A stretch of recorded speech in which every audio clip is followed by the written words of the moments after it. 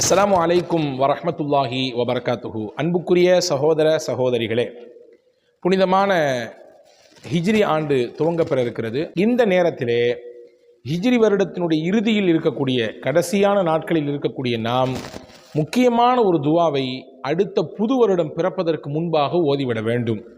இந்த துவா நிச்சயம் அல்லாஹின் அருளால் ஆண்டாண்டு காலமாக சற்றேறக்குறைய 1000 வருடத்திற்கு நெருக்கமாக நல்லோர்கள் பெரியோர்கள், குறிப்பாக நம் முன்னோர்கள், இறைநேச செல்வர்கள், மார்க்க அறிஞர்கள் என்று சொல்லப்படுகிற மாமேதைகள் ஓதி தந்த அதிலிருந்து பலனை பல துவாக்களின் இந்த துவாவினுடைய பல்வேறு பலனை அனுபவித்து கற்றுக் கொடுத்த ஒரு துவாவை தான் நான் இன்று உங்களுக்கு சொல்லித்தரப்போகிறேன். இந்த துவாவை ஓதுவதற்குரிய நேரம் என்னவென்றால், ஹிஜ்ரி வருடத்தினுடைய கடைசி நாள் அசரு தொழுகைக்கு பிறகு இந்த துவாவை ஓதிவிட வேண்டும். நீங்கள் கேட்கலாம், இந்த துவாவினால் என்ன பலன் என்று. இந்த துவாவை ஓதுவதின் வழியாக இந்த ஆண்டு முழுக்க நாம் ஷைத்தானினால் பல்வேறு விதமான சமயங்களிலே நேரங்களிலே வழி திருப்பப்பட்டிருப்போம். நம்மை அறியாமலேயே சில பாவங்களை செய்திருப்போம். ஷைத்தானுடைய வலையிலே நாம் விழுந்திருப்போம். இந்த துவாவை ஓதுவதின் மூலமாக ஷைத்தான் பதறியடித்துக் கொள்வானான். வருஷம் முழுக்க இவனை கெடுத்தனே, ஒரு நிமிஷத்தில் மொத்தத்தையும் அழிச்சிட்டானே, மொத்த இவனுடைய வழிகேடும் இந்த துவாவினால் எல்லாம் நன்மையாக மாற்றப்பட்டு விட்டதே என்று நினைத்து ஷைத்தான் பதறுவான். ஆண்டுகள் முழுக்க செய்த பாவத்திற்கு அல்லாஹ்விடத்திலே இந்த துவாவின் மூலமாக மிகப்பெரிய அங்கீகாரத்தையும் மன்னிப்பையும் பெற முடியும். எனவே மன்னிப்பை கொண்டுதானே நாம் நம்பிக்கையில் வாழ்கிறோம். வல்லாஹு கஃபூருர் ரஹீம், அல்லாஹ் மன்னிப்பவன், அடியார்கள் மீது அளப்பரிய அருள் காட்டக்கூடியவன் என்று பல்வேறு இடங்களில் குர்ஆனிலே சொல்கிறானே.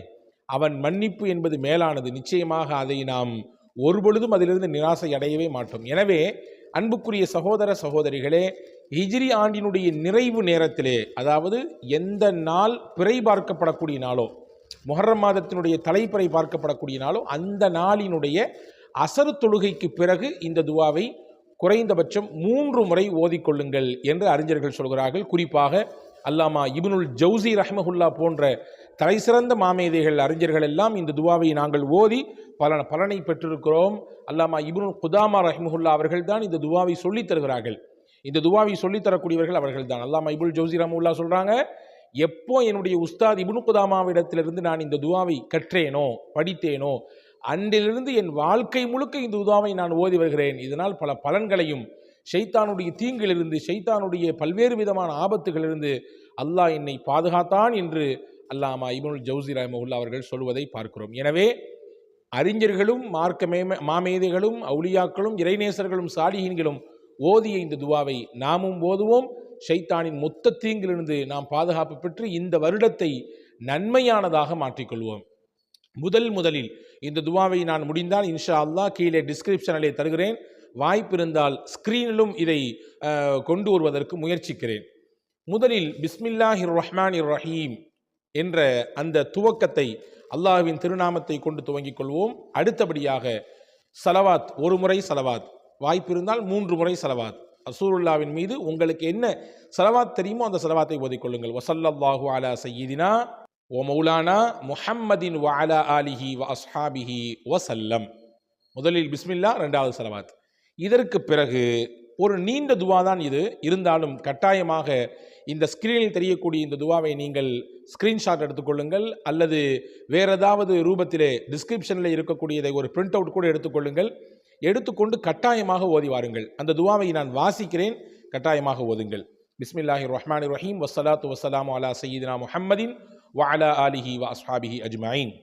அல்லாஹும்ம மா அமில்து மின் ஹாதிஹி ஸனத்தில் மாதிய்ய மிம்மா நஹைதனி அன்ஹு வலம் தர்தஹு வநஸீதுஹு வலம் தன்ஸஹு وحلمت عني بعد قدرتك علي عقوبتي ودعوتني إلى التوبة من بعد جرأتي على معصيتك فإني أستغفرك منه فاغفر لي بفضلك وما عملت فيها مما ترضاه ووعدتني عليه الثواب فأسألك أن تتقبله مني ولا تقطع رجائي மின்க யா கரீம்.